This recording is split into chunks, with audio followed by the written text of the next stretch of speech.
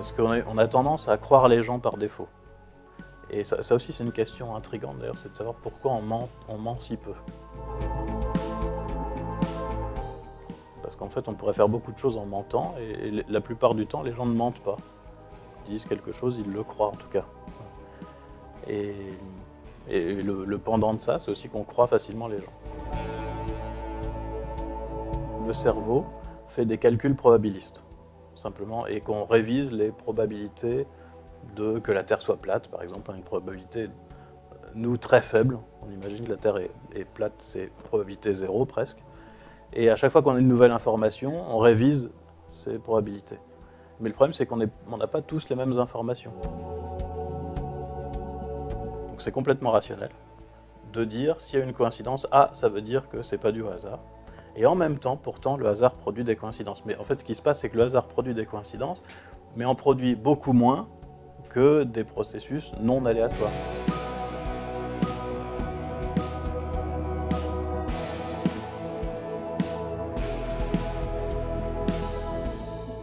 Un sujet dont j'ai jamais entendu parler, la première personne qui va me dire quelque chose, ça risque d'orienter complètement toute la suite. Voilà. Surtout si j'ai pas ce réflexe d'inhibition qui me dit attention, il faut aussi aller chercher les arguments en face pour voir si des fois ce serait pas quelque chose de faux.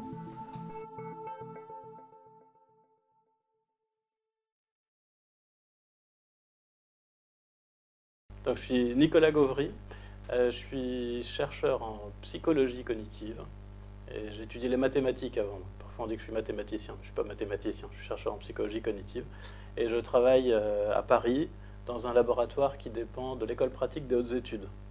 Et on étudie dans mon équipe le raisonnement, donc la manière dont on réfléchit, on raisonne, et dans une perspective plutôt probabiliste, en tout cas pas classique. Est-ce que, selon toi, il y a différence, et s'il y a différence, quelles sont-elles entre croyance et connaissance? Alors ça, je pense que c'est plutôt une question pour un philosophe que pour un psychologue, j'ai l'impression. Moi, je vois pas vraiment de différence intérieurement, genre psychologiquement. Il me semble que la différence qu'on fait dans le langage courant, hein, parce que je ne suis pas philosophe, la différence qu'on fait, c'est connaissance, c'est une croyance de quelque chose de vrai. Et que croyance, c'est juste une croyance. Mais après, je pense que les événements qui font qu'on arrive à croire ou à connaître sont les mêmes. Le fonctionnement est le même. Est-ce qu'il y a une nuance entre ce que les gens croient et ce que les gens croient qu'ils croient? Alors, je ne vois pas très bien comment on pourrait avoir l'impression de croire quelque chose sans le croire. On peut avoir l'impression de savoir quelque chose qui est faux, et donc en fait on ne le sait pas, on le croit. Mais avoir l'impression de croire sans croire, ça me paraît bizarre. Par contre, peut-être quelque chose qui est important, c'est de bien dire que les croyances, ça ne marche pas en tout ou rien. Voilà. Et qu'il y a des degrés de croyance. Voilà. Donc, ce que intérieurement on aurait envie d'appeler une connaissance ou un savoir, peut-être, mais qui n'en est peut-être pas un, parce que si ça se trouve, on se trompe, c'est une croyance très forte. Dans les modèles bayésiens, comme on dit en psycho, on imagine plutôt ça, c'est-à-dire que les croyances correspondent à des degrés, des sortes de probabilités. Voilà. Donc, pour chaque chose qu'on imagine, on attribue une probabilité. Et donc il y a des choses que je sais avec une quasi-certitude. Mais si je peux changer d'avis, ça veut dire que quand même, j'ai un tout petit doute quelque part. Et puis il y a des choses que je crois plus ou moins, mais je ne suis pas tout à fait sûr, parce que j'ai assez peu d'informations, par exemple. Voilà. Donc, je crois que c'est assez important de bien penser à ça aussi, au degré. Notamment parce que quand on accuse les gens d'avoir des croyances fausses et de se tromper, parfois ils ne sont pas si loin de la vérité, parce qu'en fait c'est une croyance assez faible qu'ils peuvent avoir. Je pense à un exemple qui me vient comme ça, parce que c'est quelque chose de récurrent, c'est la croyance dans l'homéopathie. Moi j'ai discuté avec plein de gens qui prennent c'est pas des médicaments, mais des produits homéopathiques, et qui en fait y croient qu'à moitié. C'est plutôt une sorte de pari. Ils ne sont pas sûrs du tout que ça marche, mais ils se disent comme ça ne peut pas faire de mal a priori, autant essayer. Donc c'est une croyance un petit peu. Si on mettait ça en probabilité, peut-être ils attribuent une probabilité un peu plus d'un demi que ça marche, par exemple. Mais ça veut dire qu'ils sont certains que ça marche. Est-ce qu'il est possible de distinguer des catégories d'individus, d'un côté rationnel et de l'autre côté irrationnel? Alors, des catégories, je ne sais pas. Par contre, il y a un continuum. Et puis, il y a certaines choses qu'on mesure peut-être plus spécifiques que rationnelles ou pas rationnelles. Et par exemple, quelque chose qui semble avoir une grande importance, c'est l'inhibition, on appelle ça en psycho. C'est-à-dire c'est la capacité à ne pas se fier à sa première impression. Et ça, c'est mesuré. Il y a des petits problèmes logiques assez classiques. Alors, je vais en donner un, par exemple. Dans une mare, pendant 40 jours, il y a des nénuphars qui, chaque jour, doublent leur surface. Et on dit, au bout de 40 jours, toute la mare est envahie par les nénuphars.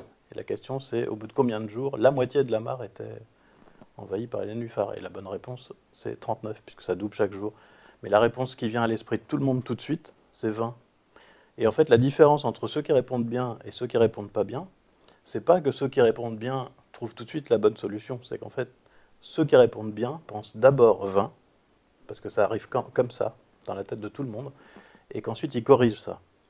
Donc c'est ça que les psychologues appellent l'inhibition. On a cette réponse qui arrive, mais on s'aperçoit qu'il y a quelque chose de louche. Souvent d'ailleurs, quand on n'est pas trop mauvais au jeu logique, c'est ça qui se passe.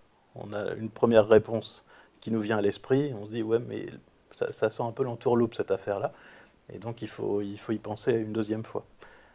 Il y a tout un champ de la psycho qui dit qu'on a deux modes de raisonnement. Un mode rapide, à base d'heuristique, donc c'est ça qui nous dit que c'est 20 pour les nénuphars. Et puis un mode plus lent, analytique, où on est obligé de réfléchir. Voilà, c'est lent et ça demande un effort, ça met plus de temps. Et donc ça vient après. Et les gens ont plus ou moins tendance à se fier à leur première impression et à utiliser donc la méthode rapide, mais qui est plus souvent fautive. Voilà, et donc là, une des clés pour mesurer les différences entre les gens qu'on dirait rationnels et ceux qu'on dirait pas rationnels, mais sur un continuum, c'est cette tendance à inhiber la première réponse en se disant c'est peut-être pas la bonne, il faudrait y réfléchir. Et je crois qu'il y a eu des études là-dessus, notamment sur des intuitions physiques. On a plein d'intuitions physiques fausses. C'est très étonnant, par exemple, quand on voit dans une chambre vide tomber une plume et une bille à la même vitesse. C'est complètement contre-intuitif. Et quand on regarde ce qui se passe, même par imagerie cérébrale, dans le cerveau de physiciens, qui ne se trompent pas à ce genre de questions, en fait, on voit qu'il y a deux activations successives, et ça correspond, du point de vue psychologique, à ça. C'est-à-dire que la première idée qu'ils ont, c'est la mauvaise, qui ne disparaît pas avec l'éducation. Mais ce qui arrive avec l'éducation, c'est qu'ils ont cette première idée, mais ils savent qu'elle n'est peut-être pas bonne et qu'il faut y réfléchir une deuxième fois. Voilà, c'est peut-être plutôt ça, disons, qui pourrait, enfin c'est un des éléments en tout cas, qui pourrait faire le distinguo entre rationnel et pas rationnel, mais c'est sur un continuum, il n'y a pas de rupture. Est-ce qu'il y a d'autres critères qui permettent de dire, voilà, cette réaction-là, elle est plutôt irrationnelle? C'est quoi être rationnel? Alors ça aussi, c'est un grand problème, plutôt pour un philosophe, de savoir ce que c'est qu'être rationnel. Mais j'avais cherché un petit peu différentes définitions, enfin, il y en a vraiment plein. Et alors, il y a des définitions très pragmatiques qui disent qu'être rationnel, c'est simplement être efficace, en fait, en fonction de ses objectifs. Même si on accepte cette définition qui est probablement réductrice et qui ne correspond pas à ce qu'on appelle l'habitude rationnelle, sans doute, en fait, il y a des choses bizarres qui se produisent quand on y réfléchit un peu. Et par exemple, je peux très bien imaginer que croire en Dieu, ça rend la vie plus belle, par exemple. Pourtant, moi, je suis athée et j'y crois pas. Et donc, j'ai envie de dire, c'est rationnel de ne pas croire en Dieu, ou c'est irrationnel de croire en Dieu. Et en même temps, si être rationnel, c'est être efficace et que notre objectif, c'est d'être heureux dans la vie, le fait de croire en Dieu, dans ce cas, ça devient rationnel, puisque ça nous rend plus heureux. Et alors, du coup, on arrive à cette espèce de paradoxe où le fait de croire en Dieu peut être rationnel, mais la croyance elle-même, on aurait plutôt tendance à dire qu'elle n'est pas rationnelle. Voilà, c'est juste un tout petit bout pour dire qu'il y a un tout petit exemple pour dire qu'il y a des paradoxes un peu étranges avec ces histoires de rationnel, pas rationnel. Et c'est utilisé évidemment par les gens qui se bagarrent entre eux parce que les uns pensent que la Terre est plate et les autres non. Voilà. Et chacun dit à l'autre, c'est vous qui êtes irrationnel, vous ne tenez pas compte de telle chose. Une croyance rationnelle est une croyance efficace, c'est peut-être ce qu'on prend implicitement comme définition en science. C'est-à-dire que les gens qui pensent que la Terre est plate, par exemple, n'ont pas construit d'objets basés sur cette idée que la Terre est plate, alors que les satellites sont basés sur l'idée que la Terre n'est pas plate. Et ça a l'air de fonctionner mieux. S'ils existent. Parce que S'ils existent, là, après, on se pose la question, est-ce que croyance et crédulité, c'est une question d'intelligence? Alors, c'est pas complètement sans lien, mais en fait, le lien est assez faible.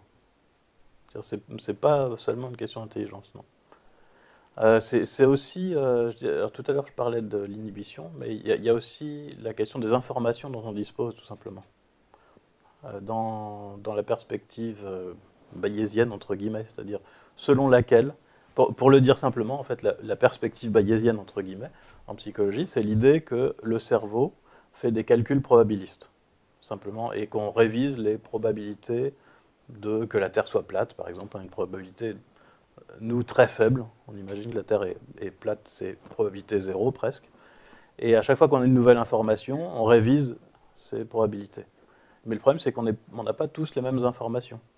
Et donc, on ne révise pas tous de la même manière, on n'a pas les mêmes informations au départ, et puis au fur et à mesure.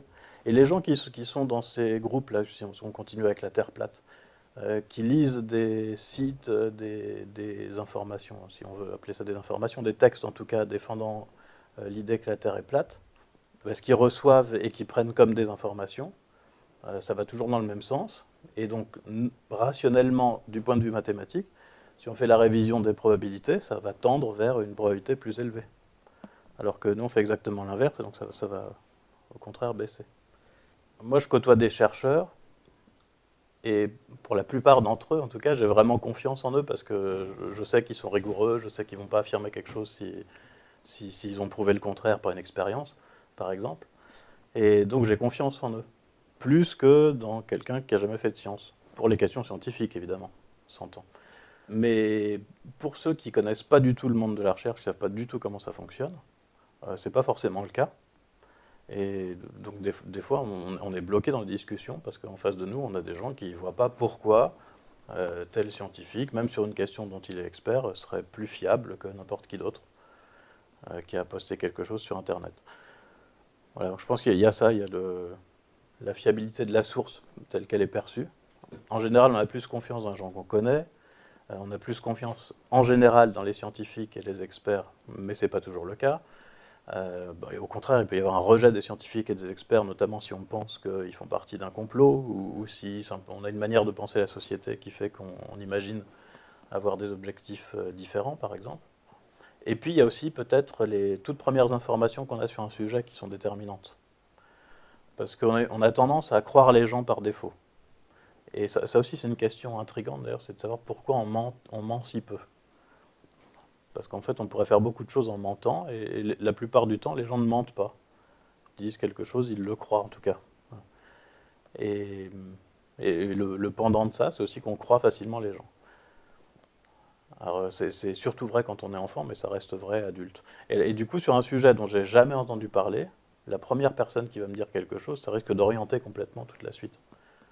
Voilà. Surtout si j'ai pas ce réflexe d'inhibition qui me dit attention, il faut aussi aller chercher les arguments en face pour voir si des fois ce ne serait pas quelque chose de faux. Si je crois que la Terre est plate, quelqu'un qui dit que la Terre est plate, puisqu'il dit quelque chose de vrai, d'après moi, il est fiable. Et donc ce qu'il dit, c'est fiable. Quelqu'un qui prétend le contraire, je vais me demander pourquoi il prétend le contraire alors que d'après moi c'est faux.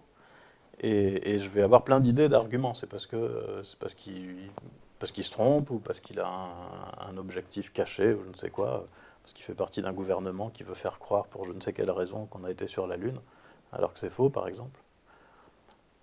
Mais voilà, en fait, ça paraît complètement irrationnel et absurde vu de l'extérieur, mais bizarrement, ça peut quand même se justifier par un calcul de probabilité si on n'a que des informations.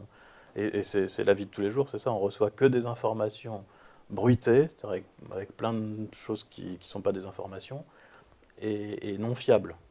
Tout ce qu'on nous raconte est peut-être faux. Donc pour trier là-dedans, on peut suivre les probabilités, ça paraît plus logique que... Ça c'est un point important, comme l'histoire des probabilités, parce que souvent, moi, c'est quelque chose que j'ai reproché parfois à ceux qui veulent défendre la raison, c'est qu'ils s'appuient souvent sur la logique classique. Il y a ce qui est faux, il y a ce qui est vrai, il y a la démonstration, et puis ce qui n'est pas une démonstration. Et en réalité, dans la vie de tous les jours, on ne peut pas raisonner comme ça. Et même en mathématiques, quand les mathématiciens raisonnent sur des maths, en fait, dans leur tête, ça ne se passe pas en tout et rien, tout ou rien. Hein, les mathématiques, évidemment, c'est basé sur la logique classique et une proposition est soit vraie, soit fausse, point. Bon. Encore que des fois, on trouve des paradoxes, on est embêté. Mais dans la tête d'un mathématicien qui est en train de faire une démonstration, ça ne se passe pas comme ça, parce qu'on a toujours un doute. Il suffit d'avoir fait des problèmes, de toute façon, pour le savoir. On a toujours un doute petit, plus ou moins grand, ça dépend de ce qu'on est en train de faire comme problème. Et donc, on n'est pas tout à fait sûr de ce qu'on a écrit. Et c'est pour ça que des fois, certains se perdent, par exemple, dans des problèmes de mathématiques, parce qu'on commence assez sûr, et plus on avance, moins on est sûr de soi-même, et on se demande si on n'est pas en train d'écrire n'importe quoi, alors que pourtant, tout est vraiment, c'est de la logique classique, tout découle de ce qui est écrit au-dessus. Ça ne devrait pas se poser, ce genre de problème. Mais ça se pose parce que, intérieurement, on ne pense pas en tout ou rien. Est-ce que tu peux dire ce que tu penses de la phrase de Sagan, une proposition extraordinaire requiert des preuves plus qu'ordinaires? Est-ce que tu es d'accord avec ça? Les gens ont tendance à traduire ça en « Ah, vous réclamez plus de preuves aux choses que vous ne croyez pas ».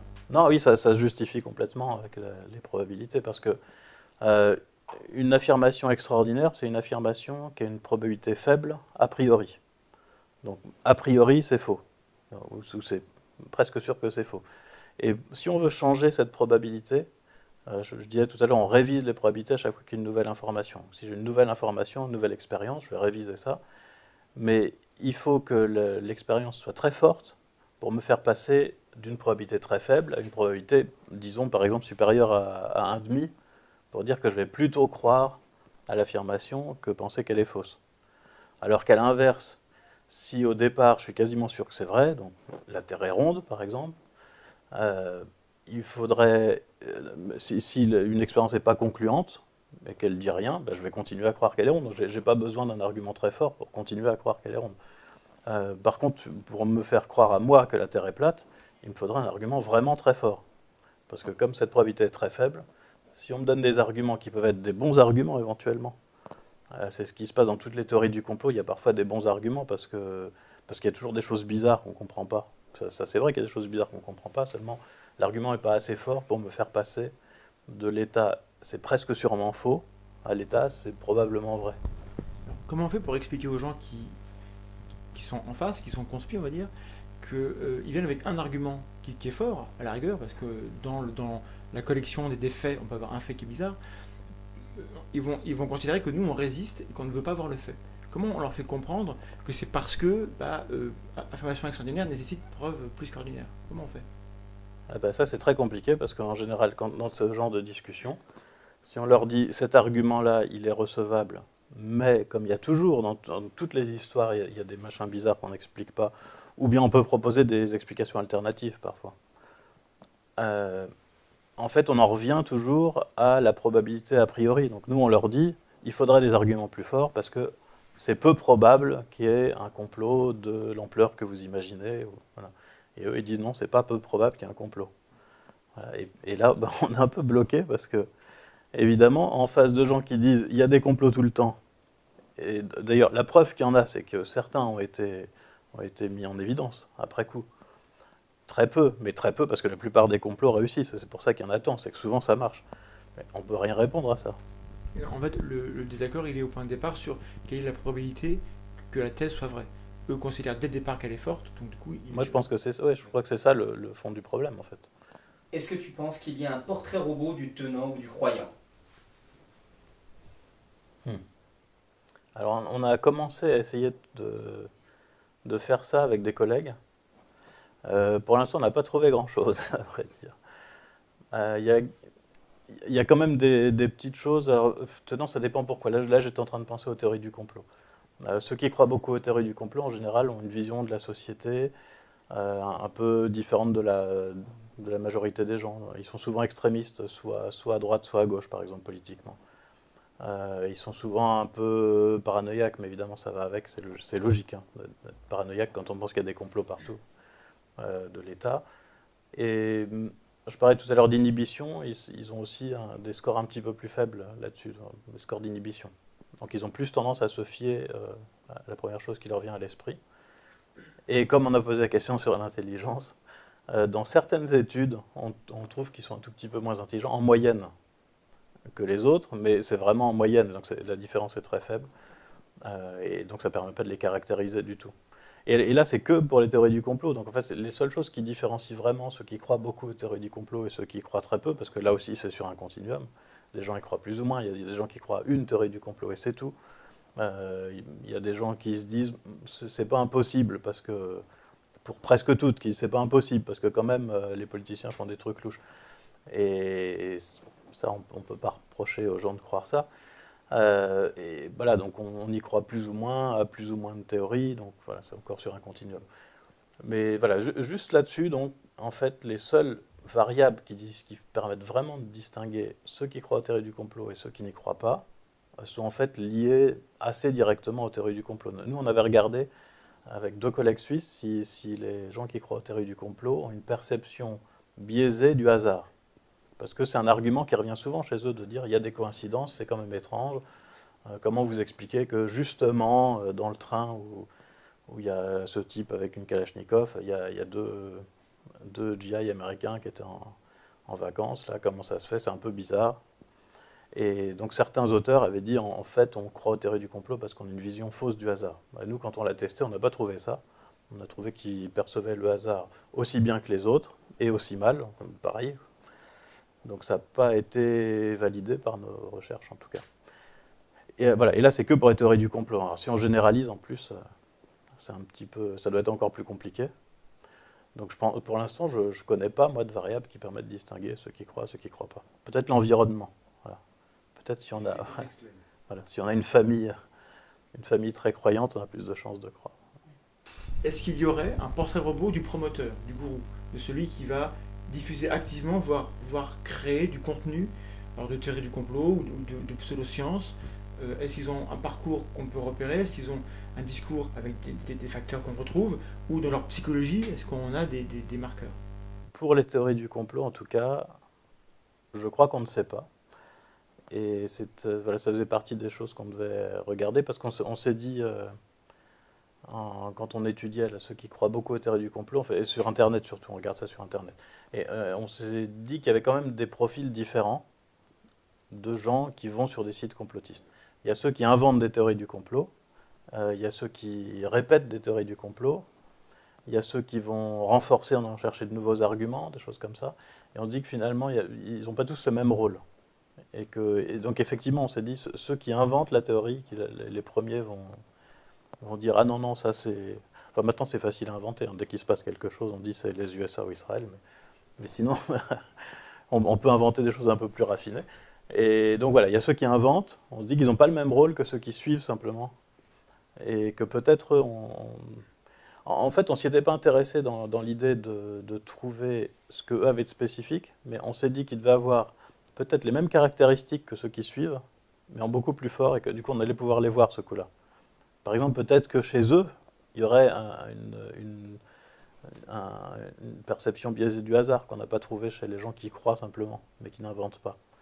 Alors voilà, c'est pas sûr du tout, et c'est très compliqué, parce que quand on va leur poser des questions, évidemment, on s'attend à ce qu'ils ne répondent pas honnêtement, parce qu'on fait peut-être partie d'un complot, ou que de toute façon, tout simplement, ils voient bien où on veut en venir, qu'on étudie cette question-là, et souvent ils ne sont pas favorables, quoi, donc, Quand vous cherchez des facteurs pour comprendre un peu la genèse de leur mode de pensée, ils reçoivent ça comme vous êtes des médecins qui veulent psychiatriser leur état. Alors, est-ce que tu peux défendre votre démarche par rapport à cette critique-là? Ouais, c'est pas du tout ça, mais ouais, je comprends très bien que ce soit perçu comme ça. En fait, c'est juste un élément, donc je parle pour les théories du complot, parce que c'est ce que j'ai étudié, mais c'est pareil pour les croyances. Ça fait partie de ce qu'on appelle la psychologie différentielle, où au lieu d'étudier ce que les humains ont en commun, psychiquement, on étudie ce qui les différencie. Et en psychologie différentielle, par exemple, on peut regarder la différence entre les jeunes et les moins jeunes, entre les différentes cultures, des choses comme ça. Mais on peut aussi étudier les différences entre ceux qui croient aux théories du complot, ceux qui n'y croient pas, ceux qui sont très religieux et ceux qui ne sont pas du tout religieux. Et quand on fait ça, on est mu simplement par l'envie de connaître la vérité, c'est tout. C'est pas parce qu'on étudie une différence entre des gens qui ne croient pas aux théories du complot, dont on fait partie, il se trouve qu'on en fait partie, c'est vrai, et d'autres qui y croient, qu'on veut psychiatriser les autres. Ça veut dire qu'ils sont malades ou anormaux. Il y a par exemple plein de recherches sur les enfants précoces. Les enfants précoces, ils ne sont pas anormaux. Voilà. Ils ne sont pas comme les autres. Voilà. Mais ils sont exceptionnels, si on veut. Et quand on les étudie, on ne les psychiatrise pas. On n'est pas en train de dire qu'ils ont une maladie, qu'il faudrait guérir. Hein. Pas du tout. Et là, en l'occurrence, de mon côté, moi je suis plutôt venu par là par la psychologie du raisonnement. Donc ce que j'essayais de voir, ce qui m'intéressait, c'était de comprendre comment on raisonne pour arriver à la conclusion que le 11 septembre c'était un complot, alors que moi j'arrive pas à cette conclusion. Voilà. Donc je voulais voir de quelle manière on raisonne, quelles sont les informations dont ils disposent et pourquoi ils croient ça. Pourquoi est-ce que les coïncidences nous étonnent à ce point? Alors ça, ouais, c'est l'histoire des coïncidences, c'est très intéressant parce que je suis arrivé à la conclusion que c'était une illusion utile en fait.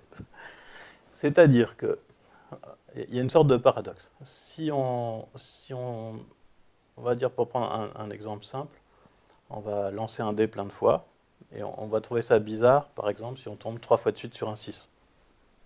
Voilà, pourtant, si on lance vraiment un dé plein de fois de suite, c'est normal qu'il tombe 3 fois de suite sur un 6 à un moment ou à un autre. Voilà, ça pourrait être une coïncidence, si on veut, une coïncidence avec ce que je viens de dire, par exemple. Donc, d'un côté, il y a ça, le hasard produit des coïncidences. Donc il y a des coïncidences qui se produisent par hasard. D'un autre côté, si on se pose la question inverse, c'est-à-dire au lieu de se demander est-ce que si je fais quelque chose au hasard, il va y avoir des coïncidences, je vais me demander est-ce que s'il y a des coïncidences, ça a été fait par hasard. C'est pas mathématiquement, c'est pas la même question. Et quand on essaye de traiter cette question-là, on arrive à la conclusion que s'il y a eu une coïncidence, ça donne des raisons rationnelles de penser qu'en fait le processus n'était pas aléatoire. Et du coup, à la fois c'est rationnel, donc ça peut se justifier complètement mathématiquement. Donc c'est complètement rationnel de dire s'il y a une coïncidence, ça veut dire que c'est pas du hasard. Et en même temps, pourtant, le hasard produit des coïncidences. Mais en fait, ce qui se passe, c'est que le hasard produit des coïncidences, mais en produit beaucoup moins que des processus non aléatoires. Voilà. Donc par exemple, une anecdote. J'avais fait une expérience sur la perception du hasard avec des enfants. Et ce que je faisais, c'est que je lançais un dé derrière un cache, qui ne pouvaient pas voir le dé, et je leur demandais de deviner la face qui allait sortir. Voilà, j'ai lancé le dé une fois, ça fait 2 par exemple, et le gamin en face m'a dit 2, avant que je lance. Ensuite il me dit 4, je lance, ça fait 4. Et 3 fois de suite, il a eu le bon numéro. Et ben, j'ai pas pu m'empêcher, j'étais complètement sidéré. Et j'étais déjà en train de me dire, si trouvant le 4e numéro bon, je vais commencer à croire à la télépathie, c'est pas possible. Ou à la précognition même, puisqu'il me le disait avant que ça sorte. Et puis, il a fallu que je me raisonne, donc c'est le processus d'inhibition, pour me dire, non, des gamins, ça fait 80 que j'en vois, c'est le premier qui me donne 3 numéros corrects de suite, donc c'est juste une coïncidence, c'est le hasard. Mais si on regarde juste ça, donc 3 fois je lance un dé, 3 fois le gamin en face arrive à me dire quel numéro est sorti, et que je prends donc la question à l'envers, c'est à partir de cette information-là, je me demande, est-ce que c'est du hasard, ou est-ce que en fait, il y a quelque chose, une information qui passe. Et là, si on fait donc le calcul mathématique, hein, je dis bien c'est complètement rationnel, c'est rationnel de conclure si on part d'une probabilité 1,5, c'est a priori je ne sais pas, soit il y a de l'information qui passe, soit c'est le hasard. C'est logique, rationnel, mathématiquement, de conclure qu'il y a de l'information qui est passée. Bien que le hasard produise quand même ce genre de situation. Voilà, c'est paradoxal. Et donc, du coup, à la fois c'est une illusion parce que là, des gens vont pouvoir se dire ça prouve qu'il y a de la précognition et que ce n'est pas le hasard. Et en même temps, c'est rationnel, d'une part, et c'est utile, d'autre part, parce que c'est parce qu'on arrive à repérer des coïncidences et des choses qui se répètent comme ça qu'on arrive à comprendre le monde. En fait, tout ce que fait la science, c'est ça. C'est trouver des choses qui se répètent, qui ont l'air de marcher tout le temps, et on en déduit que ça va continuer comme ça. Donc c'est une loi de la physique. Alors qu'on pourrait très bien imaginer qu'à chaque instant, tous les atomes de l'univers sont placés au hasard n'importe où, et qu'il se trouve que depuis qu'on étudie la question, ça a l'air de suivre des règles, mais que ça va s'arrêter dans 3 secondes. Bon, ça a l'air de continuer.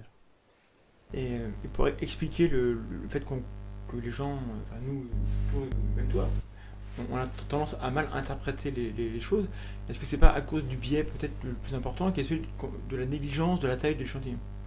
Est-ce que tu peux nous parler de ce biais-là et des conséquences que ça peut avoir sur comment on interprète les choses? Même si on est complètement rationnel, on peut arriver à des conclusions fausses. Mais en plus de ça, même si notre cerveau est relativement bien fait pour faire des calculs probabilistes, il est très limité.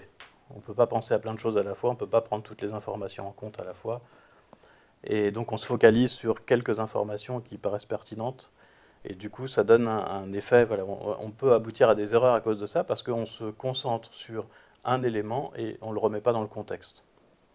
Donc c'est exactement, quand je raconte l'histoire de tout à l'heure, si je dis un gamin a deviné 3 fois quelle face allait sortir dans un dé que je lançais, c'est bizarre. Et si je dis j'ai vu 60 gamins à qui j'ai fait faire ça pendant une demi-heure, et il y en a un parmi les 60 qui, sur une douzaine de lancers, en a trouvé 3 de suite, c'est plus très étonnant, ça, quand on prend du recul un petit peu. Voilà, donc effectivement, c'est un des problèmes. Ça vient probablement du fait qu'on a des capacités limitées et qu'on ne peut pas penser à tout moment. Et sinon, quand ça arrive sur Internet, parce qu'on trouve beaucoup de choses quand on va chercher coïncidence sur Internet, ça vient du fait que ça a déjà été sélectionné. On ne vous donne que les informations qui vont dans ce sens. C'est par exemple toutes les coïncidences numériques sur les Kennedy, par exemple, il y a plein de choses. Lincoln, voilà, il y a aussi tous les chiffres qui sont censés être attachés à un nom. Voilà, dans la biographie de un tel, on va trouver... Alors, 11 partout. Voilà, on trouve tantôt 11, tantôt 3. Alors, moi, j'avais essayé de le faire avec 7, puis avec 5, avec la vie de ma fille. J'avais trouvé plein de 7 et plein de 5, et quand on regarde juste un des encadrés, là, soit pour le 7, soit pour le 5, c'est assez étonnant. On dit, c'est quand même vraiment bizarre.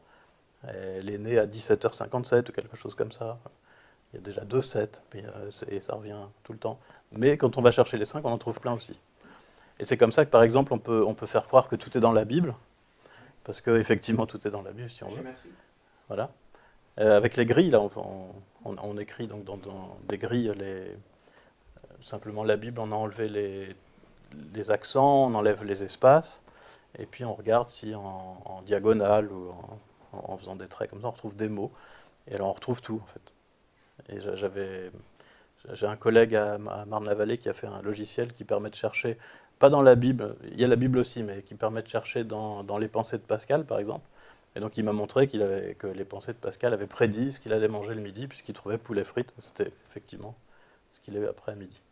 Avant à midi. Parce qu'évidemment, ça marche quand on fait des post-dictions, ça ne marche pas quand on fait des prédictions, on peut tout prédire. Sinon, dans la Bible, on trouve haïssez Jésus, Dieu n'existe pas, on le trouve aussi avec les grilles. C'est un piège, c'est pour tester la... Est-ce que tu peux nous parler de la régression à la moyenne, qui fait qu'on va interpréter un événement, le trouver extraordinaire, d'une certaine manière c'est vrai, mais pas se rendre compte de ce que ça veut dire. Et que quand le lendemain ça revient à la moyenne, on a l'impression qu'il s'est passé quelque chose entre les 2 jours. C'est une des explications, je crois, par exemple, du succès de pas mal de médecines alternatives qui en fait font rien. C'est ce phénomène de régression vers la moyenne. Ouais. Ce que j'avais trouvé de mieux comme illustration pour comprendre ce que c'est que le phénomène de régression vers la moyenne. Régression vers la moyenne, c'est l'idée que si on est éloigné de la moyenne, on va avoir tendance à y revenir. Et alors au début, c'était pour la taille. C'est-à-dire qu'on a remarqué que la taille, c'est déterminé en partie par la génétique. Et donc si on a des parents très grands, on est plutôt grand. Si on a des parents petits, on est plutôt petit. Mais en général, si nos parents sont très grands, on est plutôt plus petit que nos parents. Donc on est grand, mais plus petit que les parents. Et si on a des parents très petits, on est plutôt plus grand que nos parents. Donc ça donne l'impression qu'on converge vers la moyenne et que bientôt tout le monde fera la même taille. Et en fait, c'est juste un phénomène mathématique, simplement. C'est que si on sélectionne, comme on le fait là, des grandes valeurs pour quelque chose qui est en partie aléatoire, comme la taille, spontanément, ça va descendre, mais pour des raisons mathématiques. Alors, je vais expliquer sur un exemple où c'est plus clair. C'est les notes. Quand on a eu 20 à une rédaction, par exemple, en français, c'est sûrement qu'on est très bon en français, mais c'est sûrement aussi, il n'y a pas que ça, parce que quand on est très bon, on a plutôt 19 que 20. C'est aussi parce que cette fois-ci, on a eu de la chance, parce qu'on était en forme, je ne sais quoi. Et donc la fois d'après, probablement, on aura moins. Si on a eu 19, même en étant très fort, avec 19, probablement la fois d'après, on aura moins. Et à l'inverse, qu'on soit bon ou pas bon, quand on a une très mauvaise note, elle peut que monter, entre guillemets. Voilà, vous avez 1 à votre rédaction. C'est non seulement, probablement, vous êtes mauvais en français, mais en plus, vous n'avez pas eu de chance. C'était quelque chose qui ne vous a pas inspiré, vous avez fait un contresens ou quelque chose comme ça, et ça n'arrivera pas forcément la fois d'après, donc a priori, ça va remonter. Voilà, c'est comme ça, c'est tout simplement ça. Et alors, par exemple, si on prend les températures, c'est pareil. Quand on a 42 fièvres, en général, 2 jours après, on a moins que 42 fièvres. Voilà, sinon c'est très inquiétant. Et voilà. Donc c'est juste ça, en fait. C'est un résultat mathématique qui dit que quand on choisit une valeur aléatoire très élevée, et puis qu'on choisit, on va dire, une deuxième fois la même valeur, pour garder l'histoire temporelle, et qu'on regarde ce qui se passe, en général, elle baisse. Simplement parce que si elle est très élevée, c'est pour des raisons qui ne sont pas aléatoires. Les parents sont grands, il y a de la génétique qui fait qu'on est grand. Et pour des raisons aléatoires, qui sont tombées là, vers le haut. C'est-à-dire que quand les parents sont très grands, c'est des parents qui font 2,20 m, il y a la génétique qui joue. Mais il n'y a pas que ça, il y a aussi probablement l'alimentation, tout l'environnement, et puis des facteurs aléatoires qui ne vont pas aller toujours dans le même sens pour vous a priori. Donc il y a la part génétique qui fait que vous êtes plus grand que les autres, que la moyenne, et puis l'autre part qui a priori va faire que vous êtes plus petit que vos parents par contre. Ça a beau être un résultat mathématiquement pas très compliqué si on veut, encore que, c'est pas du tout intuitif. Et donc quand les gens restent là-dessus, ils disent moi j'avais 42 fièvres, j'ai pris je ne sais quoi et je me rends compte que 2 jours après ça a baissé.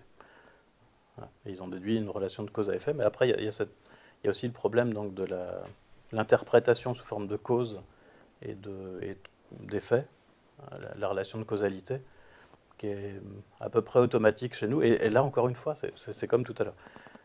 Le fait qu'on interprète tout comme des causalités. À chaque fois que 2 événements suivent, on pense que le premier a causé le second, presque. C'est évidemment une illusion. Ça conduit à plein d'erreurs. Et en même temps, c'est grâce à cette illusion qu'on a pu créer, imaginer les lois de la physique, etc. Quel est le lien entre la perception du hasard et le conspirationnisme ? La question s'est posée du lien entre perception du hasard et conspirationnisme. Pour nous, parce qu'on a vu beaucoup d'auteurs affirmer, mais sans aucune preuve, qu'à la base du conspirationnisme, il y a une certaine manière de voir le hasard qui serait plus biaisée que chez les autres personnes. Et l'idée vient du fait que quand on va lire les arguments des conspirationnistes, quelque chose qui revient tout le temps, c'est il y a des coïncidences, c'est trop étrange, c'est très bizarre qu'on retrouve par exemple justement les cartes d'identité des soi-disant terroristes sur place, c'est quand même étrange.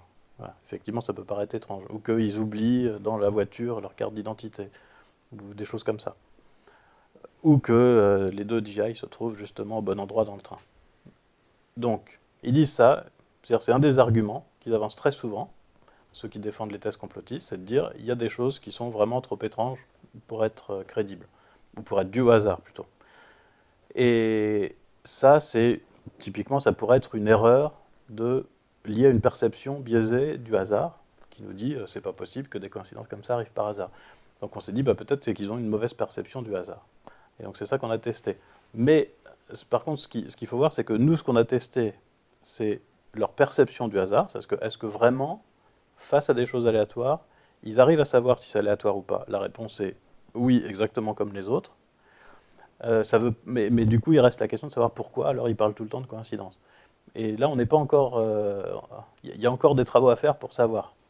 Parce qu'il y a plusieurs explications. Une explication, ça pourrait être, par exemple, que c'est simplement un argument qu'ils utilisent parce que ça fonctionne.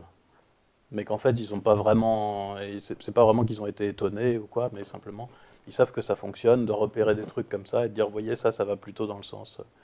Donc plutôt que de le dire sous la forme d'une interrogation ou sous la forme c'est ce qu'on attendrait s'il y avait un complot, par exemple, ce qui pourrait vouloir dire ça, et ce qui serait vrai, ils le mettent sous une forme interrogative avec une histoire de coïncidence parce que peut-être c'est plus frappant. Il y a aussi d'autres explications. Une autre explication, c'est que peut-être ils rejettent le hasard dans ce cadre-là, mais uniquement dans ce cadre-là, c'est-à-dire il faut que ce soit politique, il faut qu'il y ait des événements violents, etc. Tout simplement parce que pour eux, la probabilité qu'il y ait un complot est très élevée au départ.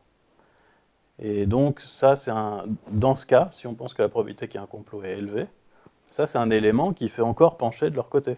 C'est-à-dire, effectivement, c'est bizarre que, justement, il y a ce truc-là qui se passe. Voilà.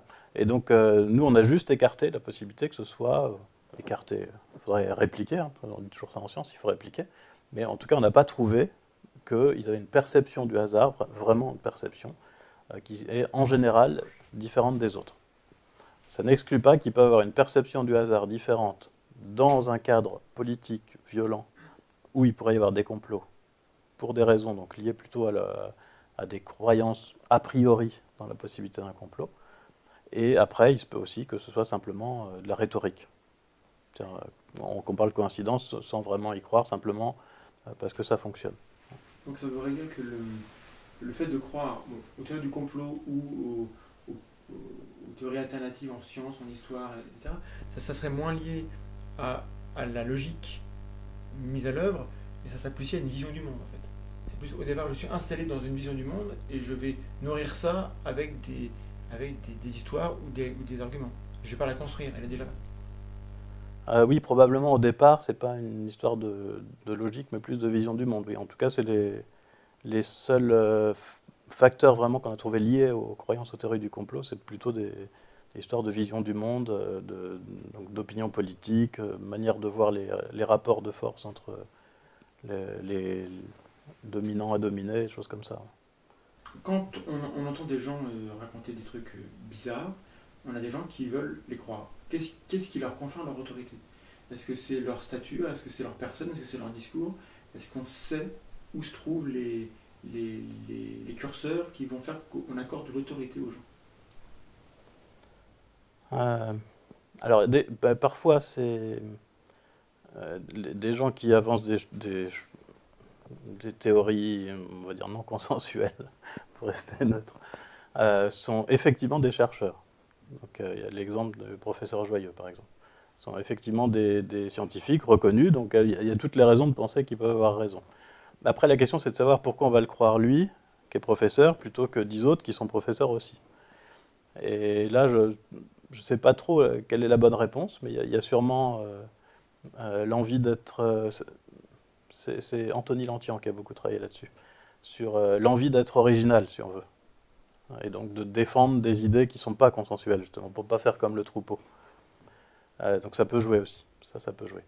Après, il y a aussi des gens qui ne sont pas du tout experts dans le domaine dont ils parlent, mais qui passent auprès de plein de gens comme des experts.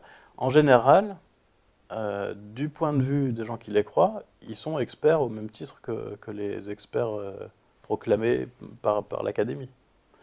Je ne sais pas, des gens qui défendent des médecines alternatives qui n'ont pas du tout fait leurs preuves.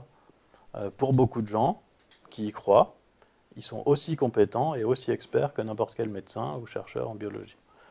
Donc là, il y a une histoire de perception de ce que sont les experts et les chercheurs, je crois. Ça, je ne sais pas exactement d'où ça vient, ça peut être... mais c'est quelque chose que j'ai souvent rencontré chez des gens qui simplement ne connaissent pas le monde de la recherche et qui ne connaissent pas le monde universitaire. Donc quand on voit ça de l'extérieur, et qu'on a entendu dire, avec des bons arguments, que parfois, si ce n'est souvent, les chercheurs mentent pour pouvoir publier, que parfois ils se trompent, et que donc on est obligé de modifier les théories, comme en physique, on a fait ça plusieurs fois. Du coup, ils arrivent à la conclusion que finalement, c'est des gens comme les autres, pas plus compétents, et que tout ce qu'ils ont appris à l'université, ça sert qu'à les formater. Donc on peut même retourner ça et imaginer, c'est pas complètement aberrant si on voit ça un peu de l'extérieur, et imaginer qu'en fait la seule différence entre quelqu'un qui a suivi un cursus de physique et qui dit quelque chose sur la physique, et quelqu'un qui n'a jamais étudié la physique et qui dit aussi quelque chose sur la physique, c'est qu'il y en a un qui a été formaté pour croire dans la théorie dominante. Donc on peut dire l'autre il est beaucoup plus libre, il est a priori aussi intelligent, puisque les scientifiques, on sait qu'ils se trompent, qu'ils mentent, etc. C'est juste des gens comme les autres. Et donc, il peut être a priori aussi crédible. Après, par exemple, pour les médecines alternatives, il y a souvent des arguments empiriques. C'est-à-dire que les gens essayent, donc ça peut être par exemple la régression, à cause de la régression vers la moyenne. Des gens prennent une gélule de je ne sais quoi, qui fait absolument rien, Ils avaient 42 fièvres et 2 jours après, c'est guéri. Voilà. Et donc ils en déduisent parce qu'on raisonne comme ça très facilement en termes de cause à effet, ils en déduisent que ça a fonctionné. En tout cas, c'est logique de trouver que c'est un argument pour dire que la gélule fonctionne. Voilà, donc j'ai eu de longues discussions comme ça avec des gens qui m'expliquaient que l'homéopathie c'était très efficace sur les verrues, mais que parfois ça mettait longtemps. Et moi je leur dis, moi j'ai demandé à mon dermato, qu'est-ce que ça fait si on fait rien sur une verrue? Et il m'a répondu, ça finit toujours par partir, tout seul. Donc il dit, voilà, du coup quand on me dit, si je prends de l'homéopathie ça va partir, mais ça peut mettre longtemps, ça ne me donne pas beaucoup plus d'informations que ce que me donne mon dermato sur l'efficacité de l'homéopathie. Mais voilà, quand on... spontanément, du coup, on voit juste qu'on est guéri et qu'on a pris quelque chose et qu'on est guéri, donc on se dit que ça marche. On a envie de refaire la même chose. D'ailleurs, il y a le même processus. C'est pour dire qu'il n'y a pas besoin d'être très, très intelligent, même si en fait ça peut être rationnel, parce que le même processus qui nous fait raisonner en termes de causalité, disons, et voir des causes et des effets partout, a été démontré il y a très très longtemps chez des pigeons. C'est une expérience assez amusante par Skinner. Donc Skinner mettait beaucoup de pigeons dans des cages, voilà, et puis il y avait des récompenses quand le pigeon faisait quelque chose. Normalement, c'est pour apprendre au pigeon à faire quelque chose. Il voulait apprendre au pigeon à tourner. Bah, il a une graine à chaque fois qu'il a fait un tour dans le bon sens, par exemple. Bah, il finit par comprendre. Et donc un jour, il s'est demandé qu'est-ce qui se passe si je mets les graines comme ça au hasard, indépendamment de ce qu'il fait. Et le pigeon refait ce qu'il venait de faire juste avant. Donc il y en a qui ont battu des ailes, puis il y a une graine qui est tombée. Et ils se sont mis à battre frénétiquement des ailes. Ça paraît logique et adapté, ça, comme comportement, parce que voilà, il se passe quelque chose. On se dit, si j'appuie sur un bouton que la lumière s'allume, la fois d'après où j'ai envie que la lumière s'allume, j'appuie sur le même bouton, a priori. Ça paraît assez logique. Par contre, ce qui est assez étonnant, c'est la résistance. C'est-à-dire combien de temps ça dure quand, en fait, le pigeon ou l'humain, parce que ça a été refait aussi sur des humains, ont toutes les preuves qu'en fait, il n'y a pas de relation de cause à effet. Donc le pigeon qui battait des ailes, par exemple, il se met à battre des ailes, mais il n'y a plus de graines qui tombent. Et donc il bat des ailes pendant 30 secondes, au bout de 30 secondes, il y a quand même une graine qui tombe. Il la prend, puis il recommence à battre des ailes. Et en fait, ce qui se passe, en tout cas chez les humains, c'est qu'on essaye d'adapter. On se dit que ça doit être ça, mais qu'il faut affiner. Alors sur les humains, on ne l'a pas fait avec des graines dans une cage, mais c'était avec un jeu. Et il y avait des points, un clavier, et on leur disait, voilà, il faut avoir le plus de points possible. Il n'y a aucune indication sur ce qu'il faut faire, ni rien, il y a juste le nombre de points qui est indiqué. Et bon, bah, les gens appuient sur des touches pour voir ce qui se passe, ou pour essayer de trouver comment on fait. Et si par exemple, juste après avoir appuyé sur la barre d'espace, on voit les points qui montent, bah, on se met à appuyer sur la barre d'espace. Voilà. Mais ce qui est bizarre, c'est donc ça s'est produit une fois, on a eu 10 points en plus, on appuie sur la barre d'espace, il ne se passe rien, on recommence 10 fois, 20 fois, 30 fois, il ne se passe rien. Au bout de la 30e fois, ça remarche. Et là, on se dit qu'en fait, il y a quelque chose. Soit il faut appuyer plusieurs fois, soit il faut appuyer fort ou pas fort. On essaye d'adapter, mais on reste toujours coincé là-dedans. C'est rationnel, disons, dans le sens utile, voilà, de lier comme ça deux événements qui se suivent et de penser que c'est des causes à effet. Est-ce qu'une mauvaise explication, c'est toujours mieux que pas d'explication du tout? Alors, là, il y a deux choses. Il y a le fait d'avoir une explication à tout prix, même si ce n'est pas une bonne explication. Il y a des gens qui ont besoin d'explications, et plus ou moins, en fait, les gens sont plus ou moins avides, un désir de cognition, on me dit, en psychologie de la santé, parce qu'il y a des gens qui posent beaucoup de questions quand ils ont une maladie, par exemple, puis d'autres, non, d'autres, ils veulent juste savoir ce qu'ils doivent prendre comme médicament. Donc, il y a ça, et l'autre question qui va avec, c'est la résistance au changement. On a une explication, on s'aperçoit qu'elle n'est pas terrible, mais on la conserve quand même si une meilleure se présente. Et ça, c'est un peu encore mystérieux, ça, je crois, hein, de savoir pourquoi on résiste tellement au changement, parce que là, pour le coup, ça ne s'explique pas très bien par les probabilités. Sauf si la première explication s'est avérée utile, efficace, et qu'elle a été renforcée par plein d'informations. Mais si ce n'est pas le cas, normalement, on devrait en changer facilement, et il n'y a pas ça. Il y a effectivement une résistance au changement, on ne sait pas pourquoi. Est-ce qu'il y a un lien entre l'anxiété et le désir ou le besoin de croire?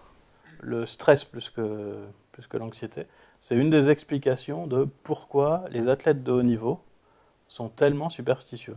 Ils se font plein de trucs incroyables, il y en a qui remettent toujours le même slip parce qu'ils ont gagné une fois avec, ou qui veulent signer qu'avec toujours le même bic, voilà.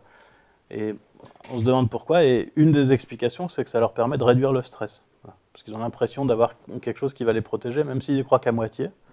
Voilà, c'est un peu un ange gardien, quoi. Enfin, l'illusion de contrôle, c'est aussi quelque chose qui revient assez souvent. On a besoin de sentir qu'on contrôle un peu notre vie, ce qui nous arrive, etc. Et ça donne parfois naissance à une illusion de contrôle, c'est-à-dire l'impression qu'on contrôle des choses qu'en fait on ne contrôle pas. Et ça donne des choses très amusantes, comme par exemple quand des gens jouent au dé, on a regardé ce qu'ils faisaient, quand ils veulent un 6 par exemple, ils lancent le dé plus fort. Alors qu'en fait il n'y a pas de corrélation entre la force... à la limite, si on ne lance pas fort du tout, on peut peut-être tricher et voir ce qui va sortir, mais il n'y a pas de corrélation entre la force du dé et ce qui sort. Mais voilà, il y a cette illusion, donc on contrôle même le hasard. Même tout simplement, des gens sont fiers d'avoir gagné un jeu de hasard en lançant un dé. On peut être fier de ça. Pourquoi on peut être fier de ça alors qu'on ne contrôle rien du tout? Il n'y a pas à être fier, on n'a pas bien joué. Voilà, ben tout ça, ça relève de cette illusion de contrôle, et on pense que l'illusion de contrôle vient du fait qu'on a besoin de contrôle, et qu'on ne se sent pas bien, si on a l'impression que tout nous échappe et qu'on n'est pas... Voilà. Et du coup, certaines superstitions peuvent répondre à ça, comme les vêtements ou les stylos fétiches, parce que du coup on contrôle un peu sa destinée. En prenant le stylo, on sait qu'on va gagner, ou en se mettant des cups dans des saignées, là, comme on a vu au JO. Est-ce que Internet a changé quelque chose à la manière dont on reçoit les informations et à la manière dont on les traite?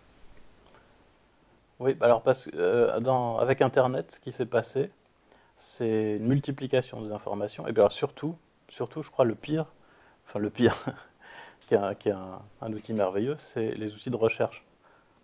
Le fait qu'on puisse chercher simplement avec un mot-clé ou une phrase, et ça amplifie un biais tout simple qu'on a, c'est que quand on cherche savoir si l'homéopathie fonctionne, on tape homéopathie. Voilà. Et quand on tape homéopathie, on tombe sur des sites qui défendent l'homéopathie. Il y a plusieurs raisons à ça.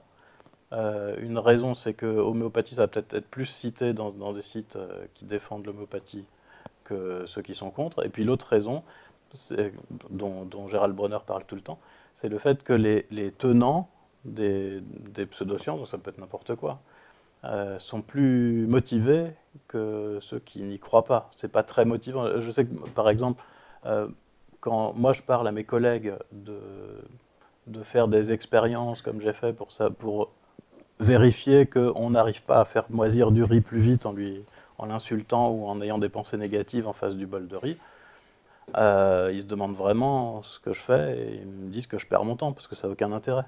Voilà. Alors qu'évidemment, s'ils y croyaient, ils auraient envie de le démontrer. Mais comme ils n'y croient pas, ils n'ont pas envie de perdre de temps. Alors ça se passe comme ça généralement, et le résultat, c'est que pour chaque croyance, si on tape juste le nom de la croyance, eh ben, on va tomber plus sur des sites qui sont pour que des sites qui sont contre. Et puis, la deuxième chose, c'est qu'on a ce biais de confirmation, si on veut, qui fait spontanément, on ne va pas chercher les arguments adverses. Et je vais encore raconter une anecdote que je trouvais très éclairante. Il y a quelques années déjà, il y a une série de vidéos même qui circulait, où on voyait des gens faire sonner des téléphones à côté d'un grain de maïs, qui éclatait, et ça faisait du popcorn. C'est pour nous montrer à quel point les ondes envoyées par les téléphones étaient dangereuses. Et j'ai un copain qui faisait des films, donc qui connaissait bien, tout ça, il sait comment on fait des films, et qui m'a dit « Ah, c'est incroyable ce truc, je suis sûr que c'est vrai, parce que j'ai pas vu de trucage. » Il avait pensé évidemment qu'au trucage qu'on pouvait faire après sur le film, quoi. En fait, il y avait un trucage, mais c'était pas celui auquel il avait pensé d'abord. Et il m'a dit, j'ai cherché plein de sites, j'ai vu que c'était partout, il y a des films qui ont été faits au Japon, en Chine, partout dans le monde, et donc il y croyait complètement. Et je lui demande comment il a recherché, et il m'a dit, j'ai tapé popcorn cell phone, ou popcorn téléphone portable. Voilà. Et je lui ai dit, est-ce que tu as essayé popcorn cell phone, si on le fait en anglais, cell phone revealed par exemple, ou arnaque, ou un truc comme ça, en rajoutant un truc négatif après. Il n'avait pas essayé, et il est rentré chez lui, et 20 minutes après, j'ai eu un SMS où il me disait « Aïe, aïe, aïe, qu'est-ce que j'étais bête !» Parce qu'en fait, quand on tape ça, on trouve tout de suite la solution, on voit d'où ça vient, et on voit comment on peut faire, simplement. Et donc, il y a plusieurs méthodes, apparemment. Une des méthodes consistait à mettre sous la table le canon à ondes du micro-ondes, ce qui est super dangereux. Ça, pour le coup, c'est dangereux, effectivement. Et en plus, il faut des grains de maïs spéciaux qui peuvent faire des pop-corns, parce que sinon ça ne fonctionne pas. Voilà, mais donc on voyait la solution simplement, sauf que spontanément, on ne va pas chercher ça, quoi. Il y a eu, je ne sais pas, parmi tous les exemples auxquels je peux penser, il y a la boule de lavage. en plastique, une boule en plastique, et on nous dit mettez ça dans la machine, et puis vous n'avez plus besoin de mettre de lessive, ça lave aussi bien. Et comme il faut l'acheter qu'une fois, que c'est seulement 15 €, c'est vachement bien. Donc il y a plein de gens qui l'ont acheté, qui m'ont dit ah là ça marche pas mal, maintenant je mets 2 fois moins de lessive et ça marche aussi bien qu'avant. Et je me demande mais est-ce que sans la boule, tu avais essayé de mettre moitié moins de lessive pour voir des fois si ça marchait pas pareil? Ben non, ils n'avaient pas essayé. Mais enfin si on va sur internet, pour revenir à internet, quand on veut savoir si la boule de lavage fonctionne ou pas, on tape pas boule de lavage arnaque, on tape boule de lavage. Et du coup on tombe sur le site du fabricant, évidemment, qui nous dit que c'est super. Voilà. Et donc peut-être une chose qu'il y aurait à apprendre, importante, mais ça, de toute façon tous ceux qui travaillent là-dessus, sur le développement de l'esprit critique à l'ère d'Internet, ont conscience de l'importance de ça, c'est apprendre à chercher les arguments adverses pour voir si des fois ils ne seraient pas meilleurs que ceux qu'on a déjà lus et qui vont dans notre sens. Moi quand j'étais gamin, je m'intéressais aux ovnis, je pensais que c'était réaliste, et pour mon anniversaire, on m'achetait des bouquins qui disaient que les ovnis c'est vrai, parce que quand on cherche des livres sur les ovnis, on trouve des livres qui disent que les ovnis, c'est des soucoupes volantes qui viennent d'autres planètes. Il y en a peut-être qui disent le contraire, mais ils ne se vendent pas très bien, il n'y a pas de belles illustrations, c'est pas pour les enfants, je ne sais pas. Donc j'ai l'impression qu'il y avait le même phénomène un petit peu, mais c'était pas aussi massif. Parce que là, quand je vais chercher ovnis sur Internet, c'est pas une page. Je regarde les 60 premières sur Google, les 60 me disent que c'est des soucoupes volantes qui viennent d'autres planètes. Avant, si j'allais dans une librairie, il y avait peut-être ça, mais il y avait des trucs critiques juste à côté. Voilà, on était un peu plus confronté. Mais je n'ai pas l'impression que les mécanismes soient radicalement différents. Je pense que c'est plutôt un amplificateur. Est-ce qu'il est véritablement possible d'être plus ou mieux critique, de le devenir? J'espère que oui. Je pense que oui. Qu'on peut apprendre à développer son esprit critique. Parce que même si je pense qu'il y a des dispositions qu'on a ou qu'on n'a pas, mais il y a aussi simplement des petits trucs qu'on peut adopter, comme par exemple à chaque fois que c'est important, ce que je disais tout à l'heure, aller chercher les arguments en face, ce qu'on ne fait pas spontanément. Quand on a une croyance, on reçoit des arguments qui vont dans notre sens, on ne cherche pas s'il y a eu des contre-arguments spontanément. Aussi, dans le même ordre d'idée, réfléchir à des explications alternatives. Quand on nous dit, là je repense aux théories du complot, mais quand on nous dit par exemple, c'est quand même bizarre qu'ils aient laissé leur carte d'identité, les terroristes, hein, et donc c'est qu'il y a un complot, on peut se dire oui c'est bizarre qu'ils aient laissé leur carte d'identité, mais il y a peut-être une raison, peut-être qu'ils ont fait exprès, peut-être qu'ils sont fiers de ce qu'ils ont fait, de ce qu'ils allaient faire, et qu'ils voulaient qu'on sache qui c'était, après coup, par exemple. Et voilà, il peut y avoir des explications alternatives quand même, comme ça. Plus récemment, non c'était pas plus récemment, d'ailleurs c'est au même moment, il y a eu aussi toutes des discussions parce que le rétroviseur d'une voiture sur 2 photos n'avait pas la même couleur.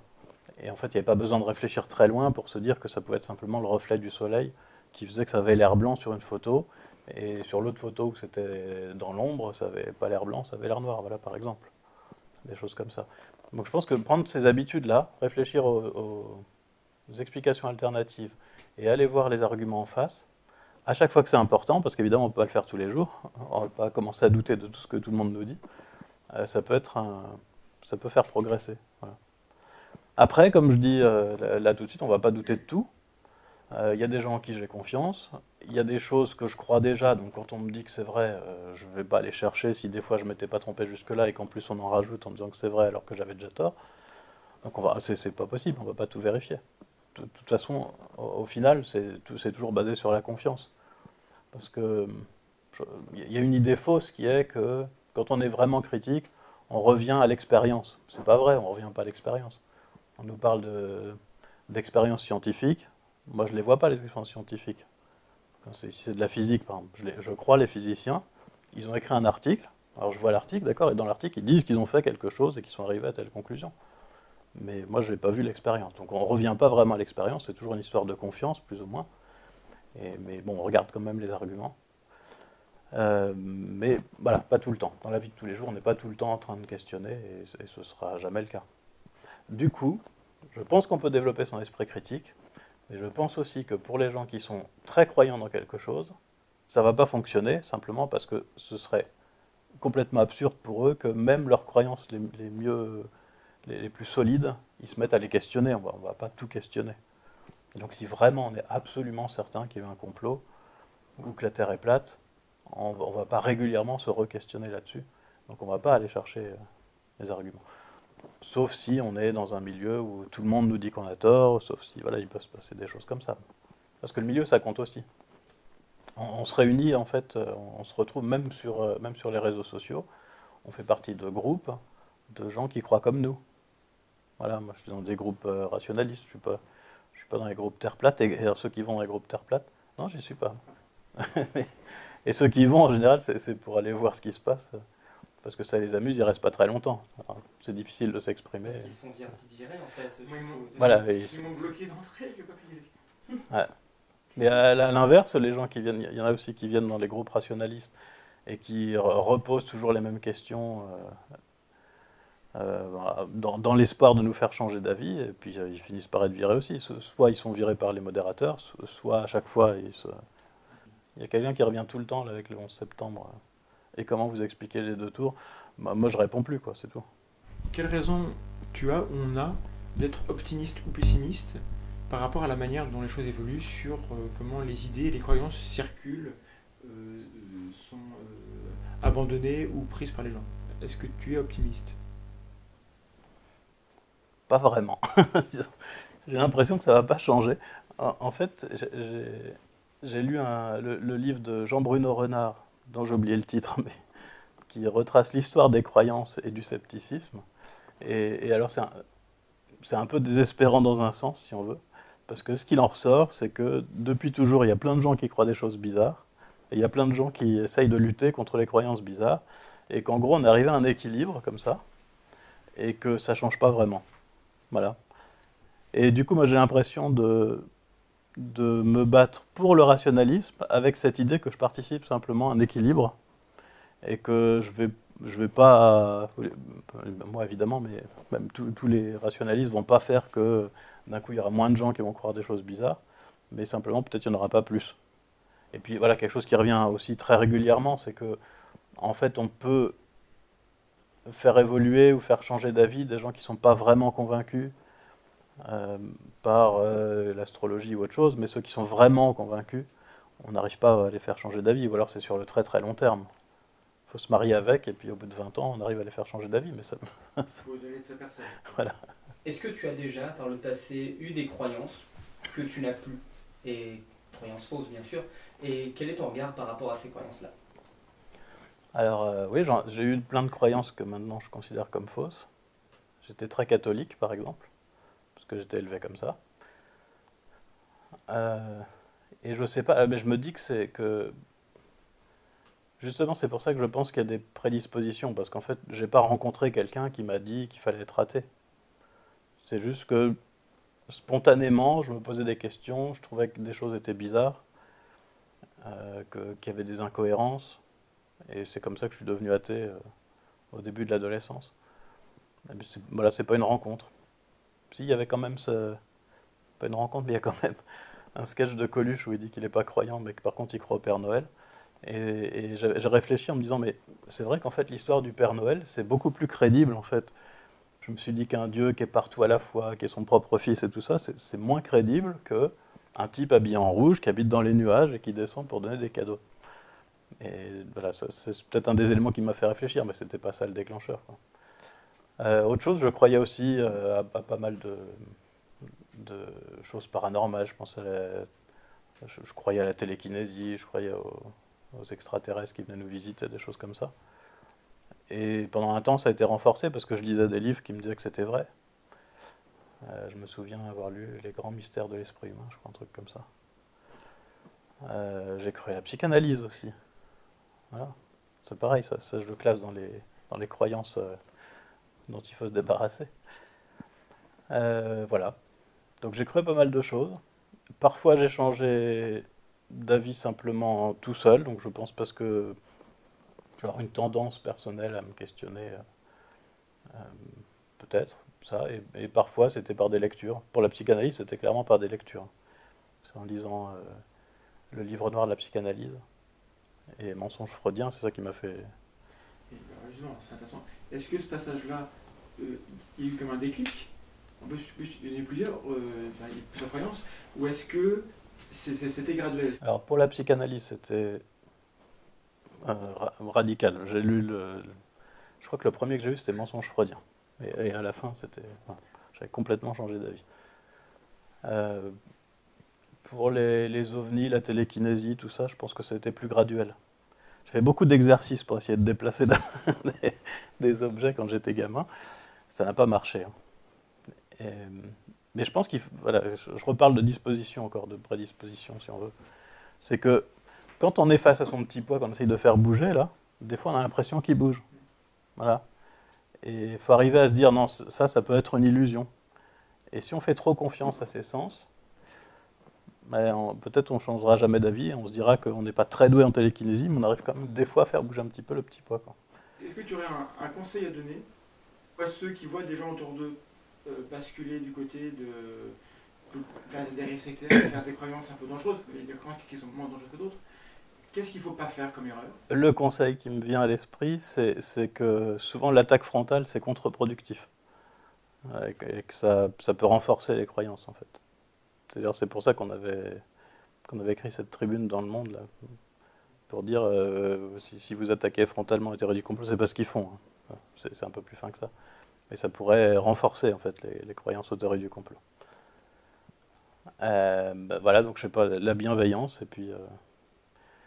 Après ça, dans les conseils que j'ai lus, que j'ai pas vraiment expérimenté moi, c'est de privilégier des explications peu nombreuses et simples, même s'il y en a plein.